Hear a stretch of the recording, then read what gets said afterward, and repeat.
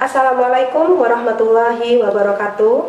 Salam sejahtera bagi kita semua. Perkenalkan, saya Sally Ayu Cynthia, SDR KEP MKM, dosen pada program studi kesehatan kulit dan rambut, Akademi Komunitas Darussalam Blok Agung. Video ini saya buat sebagai salah satu persyaratan sertifikasi dosen tahun 2026, yaitu penyampaian unjuk kerja dosen dalam bidang pendidikan dan pengajaran sebagai bagian dari pelaksanaan Tridharma Perguruan Tinggi.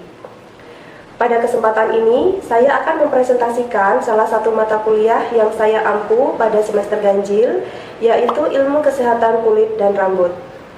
Mata kuliah Ilmu Kesehatan Kulit dan Rambut merupakan mata kuliah wajib pada program studi Kesehatan Kulit dan Rambut yang ditempuh oleh mahasiswa semester 1. Mata kuliah ini memiliki bobot 2 SKS dengan bahasa pengantar menggunakan bahasa Indonesia. Secara umum, mata kuliah ini membahas konsep dasar kesehatan kulit dan rambut yang meliputi anatomi dan fisiologi kulit, anatomi dan fisiologi rambut, siklus pertumbuhan rambut, faktor-faktor yang mempengaruhi kesehatan kulit dan rambut, berbagai gangguan pada kulit dan rambut, serta prinsip dasar perawatan kesehatan kulit dan rambut. Melalui mata kuliah ini, mahasiswa dibekali kemampuan untuk mengidentifikasi dan menganalisis berbagai permasalahan kulit dan rambut, mengevaluasi faktor penyebab gangguan, serta menyusun rekomendasi perawatan yang sesuai berdasarkan prinsip kesehatan. Mata kuliah ini memiliki 5 capaian pembelajaran mata kuliah atau CPMK, yaitu yang pertama, mahasiswa mampu menganalisis struktur, fungsi, dan fisiologi kulit, serta rambut sebagai dasar pemahaman kesehatan kulit dan rambut. Yang kedua, mahasiswa mampu menganalisis faktor penyebab dan karakteristik berbagai gangguan kulit, kulit kepala, dan rambut. Yang ketiga, mahasiswa mampu mengevaluasi metode perawatan kulit dan rambut sesuai dengan kondisi dan kebutuhan individu. Yang keempat, mahasiswa mampu mengidentifikasi masalah kulit dan rambut serta menyusun rekomendasi perawatan dasar sesuai prinsip kesehatan. Yang kelima, mahasiswa mampu menyajikan hasil analisis permasalahan kulit dan rambut dalam bentuk laporan dan presentasi secara ilmiah. Kelima CPMK tersebut kemudian dijabarkan menjadi 14 sub CPMK yang disusun secara bertahap dan diimplementasikan dalam 16 kali pertemuan yang terdiri atas 14 kali kegiatan pembelajaran, 1 kali ujian tengah semester, dan 1 kali ujian akhir semester. Dengan penyusunan tersebut, setiap pertemuan memiliki target kompetensi yang saling berkesinambungan sehingga mahasiswa dapat mencapai capaian pembelajaran secara optimal. Untuk mendukung proses pembelajaran, saya menggunakan berbagai sumber belajar berupa buku ajar dan referensi terbaru yang relevan dengan bidang kesehatan kulit dan rambut.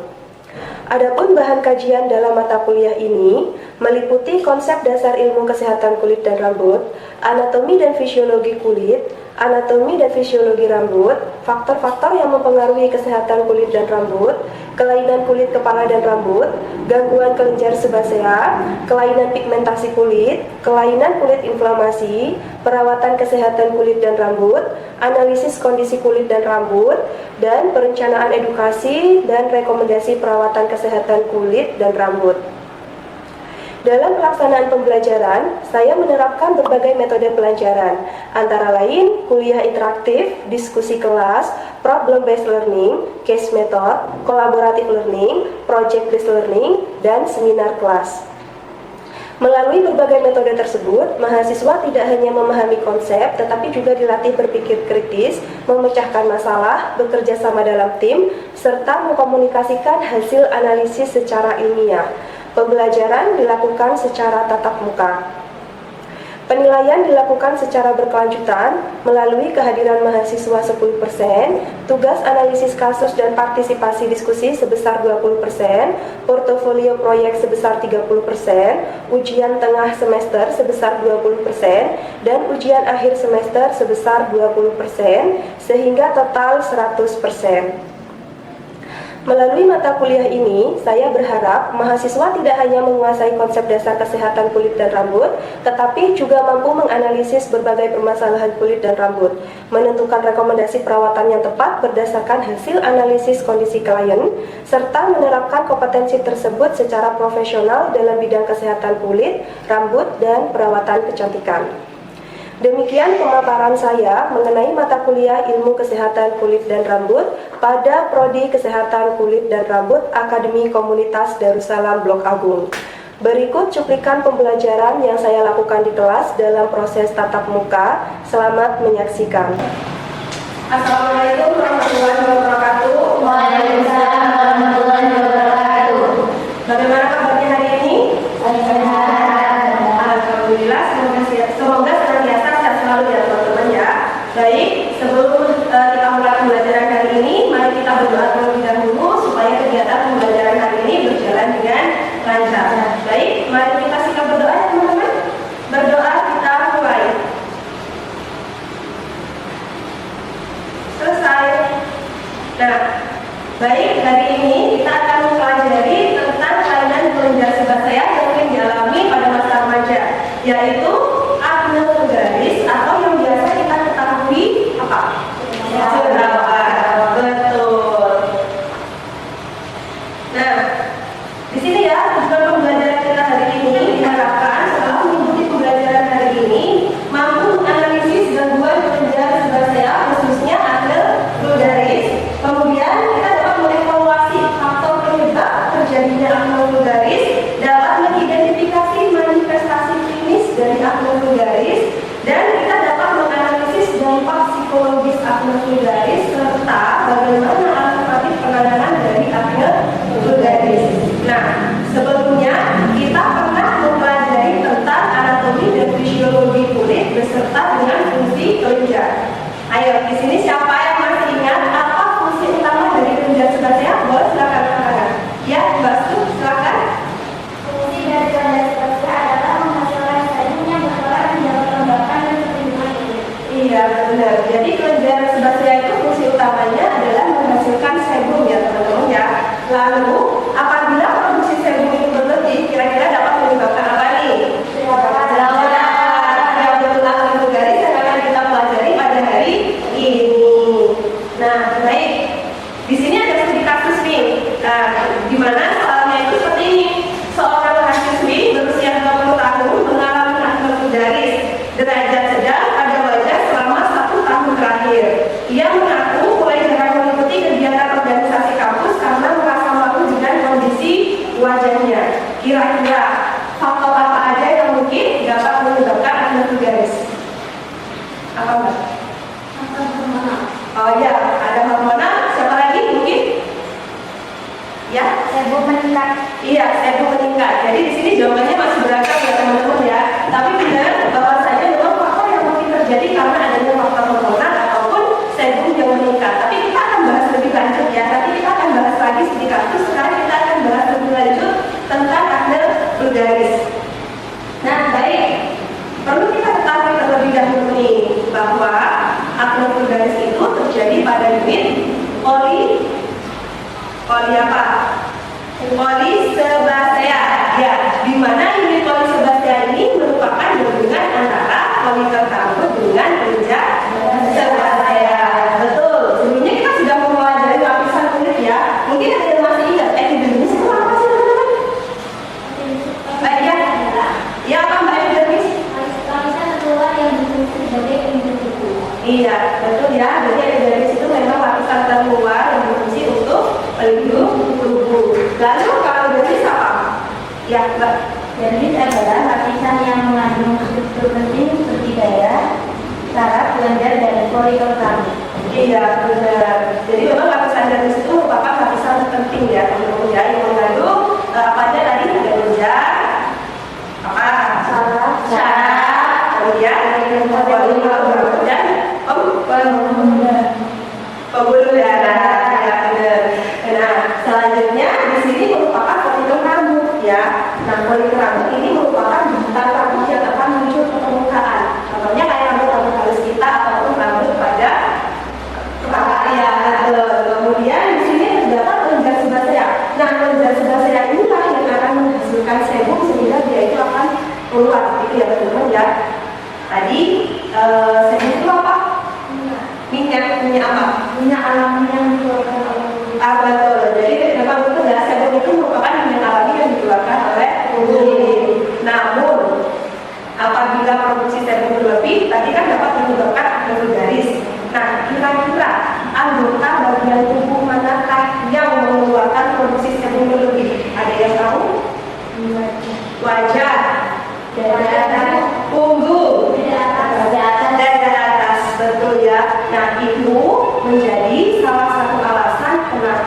jerawat itu sering muncul pada area wajah.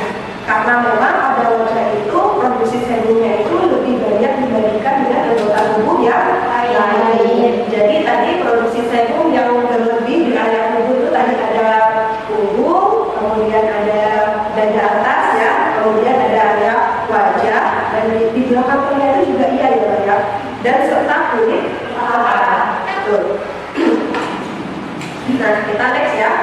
Nah, di sini ada pengertian dari acne vulgaris, di mana acne vulgaris itu merupakan penyakit inflamasi kronis pada lini kulit sebasea yang ditandai dengan adanya apa aja?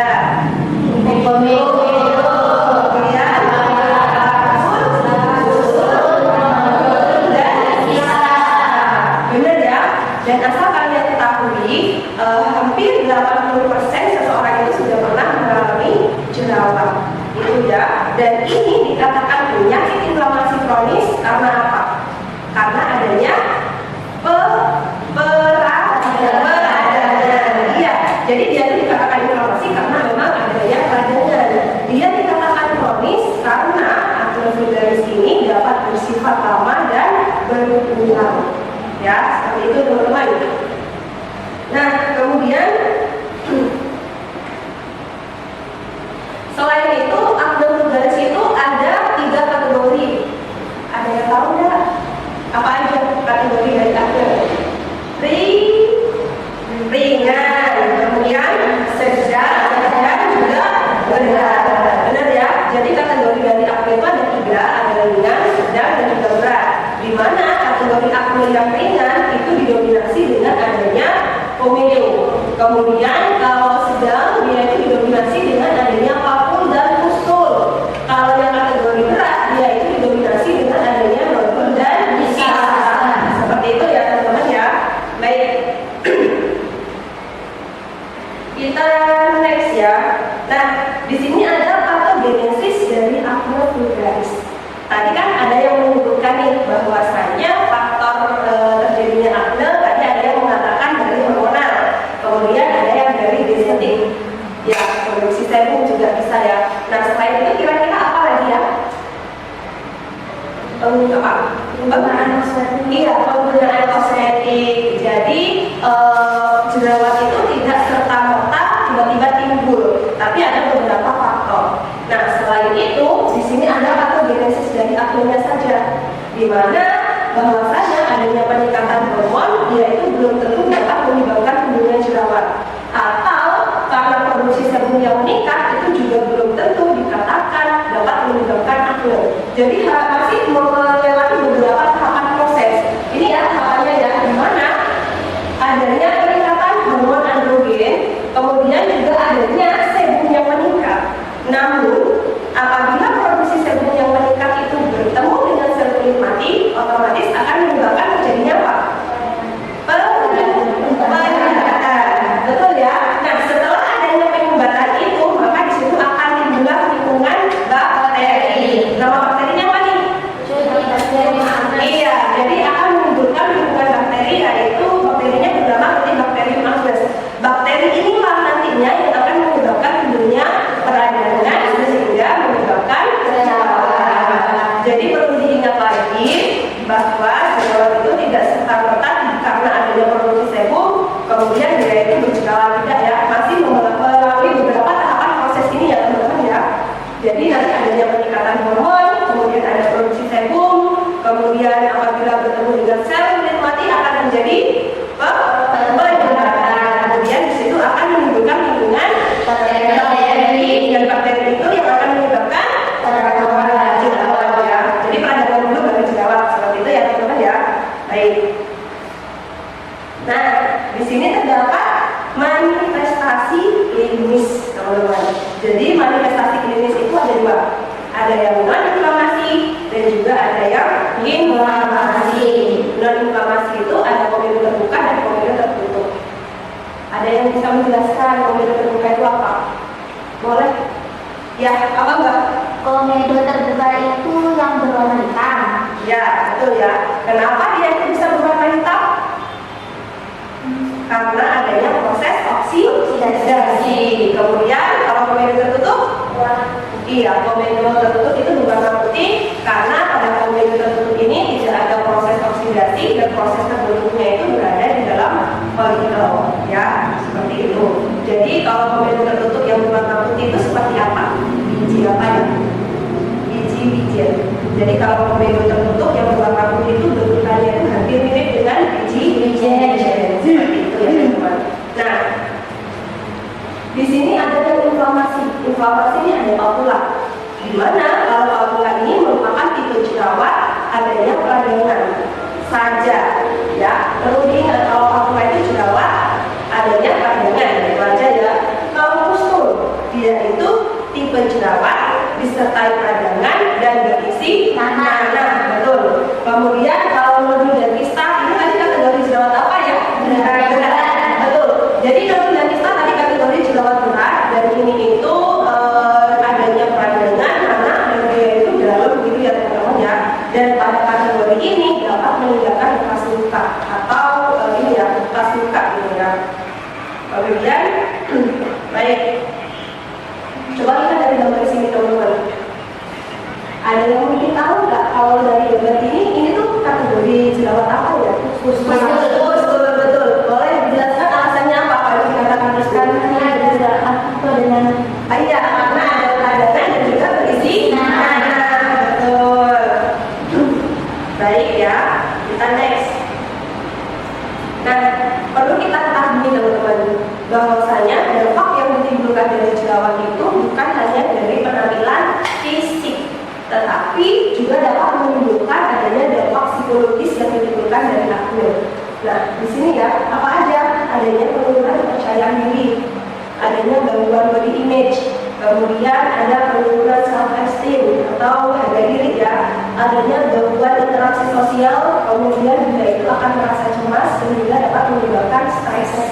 Ada yang seperti itu.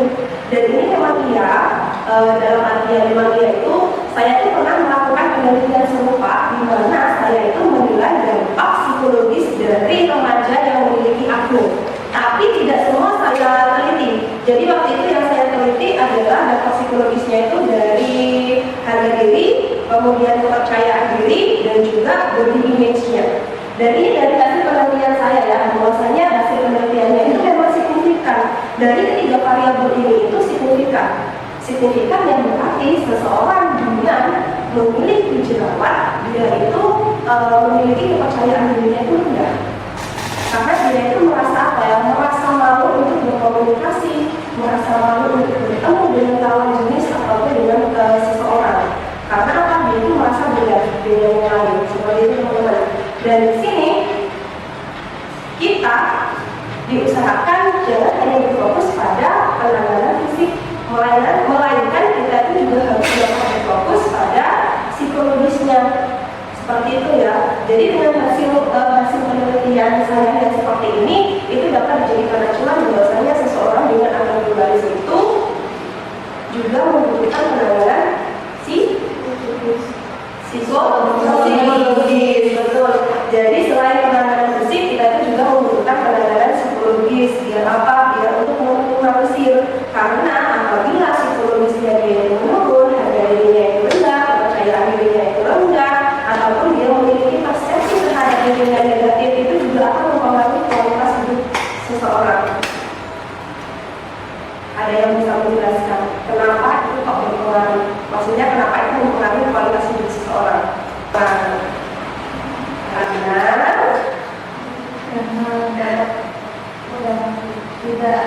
tidak percaya diri. Iya, jadi karena adanya rasa-rasa tidak percaya diri, adanya rasa-rasa kecemasan yang dapat mempengaruhi terhadap kualitas hidupnya, di mana seseorang dengan gangguan-gangguan tersebut itu juga dapat mempengaruhi terhadap kualitas hidup seseorang ya. Ibaratnya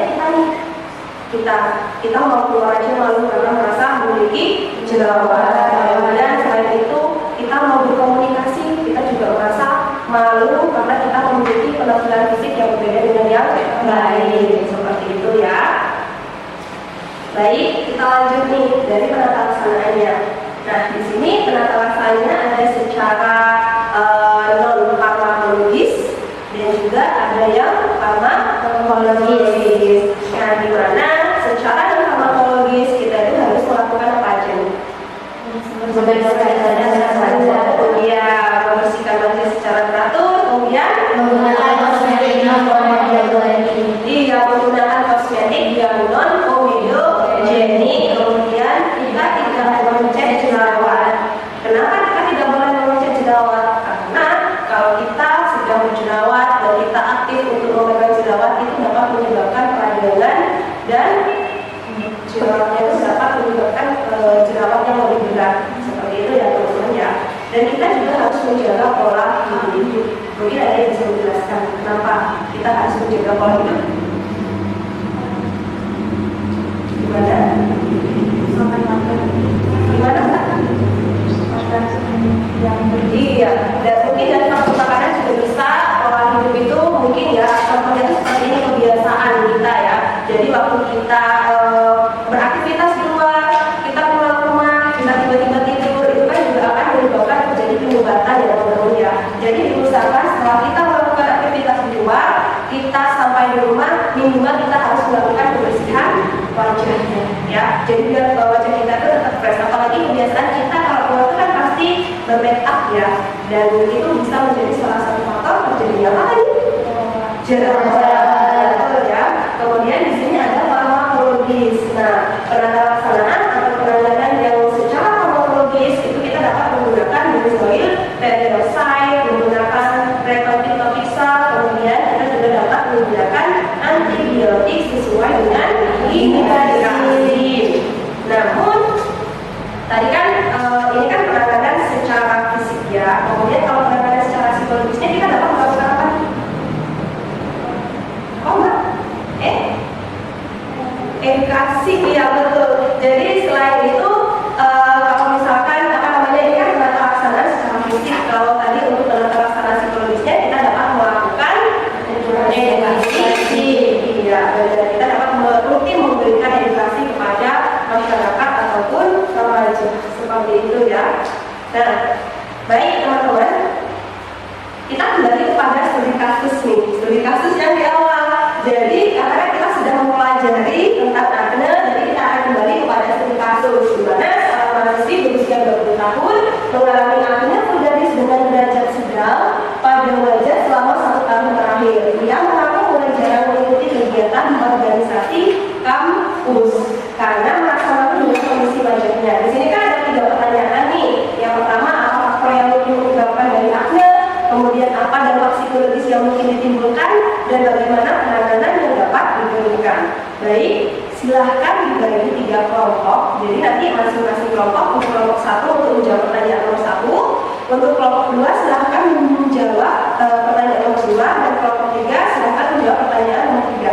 Silahkan diskusikan terlebih dahulu. Saya beri waktu kalian 5 menit ya. Nanti setelah kalian berdiskusi, silahkan kalian menjelaskan kepada teman-temannya ya dari hasil diskusi teman-teman. Baik, silahkan saya beri waktu 5 menit.